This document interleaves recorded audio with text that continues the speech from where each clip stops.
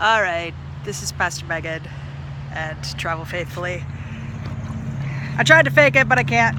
I am here in Key Largo, Florida, where I have come to try to scuba dive with Jesus, but the seas were a little bit rough today, and so I couldn't do it.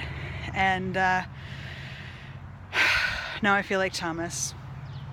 But it's okay, because here at St. Justin's Catholic Church, they have a replica for anyone who's not able to dive and see Jesus down there.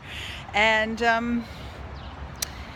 it reminds me of all those times that the disciples were scared on the boat. And I wonder if I would have been able to preach on that story about Jesus walking on water if I saw him under the water. I don't know, it's hard to know. But today, I just wanted to show you this statue and show you a reminder to look for Jesus in unusual places. Maybe it's not Jesus, maybe you have another name for the ways that you see God in the world. Maybe you like climbing mountains or hiking or jumping out of airplanes or just bicycling, walking down the street, watching TV, reading Post-it notes. Whatever it is that's your thing, notice when God shows up. Maybe it's a moment where the sky parts and the sun comes down in a really beautiful way. Maybe it's the way that your kids fall asleep for once. That's thunder and lightning. Maybe it's the way that you get a relaxation and a break at work when you need it. It's hard to tell.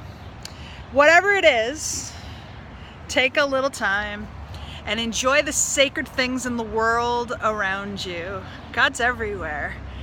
If you don't see God in the sky, if you don't see God in the ocean, if you don't see God in the wonders of the world around you, then check out God in your neighbor, right?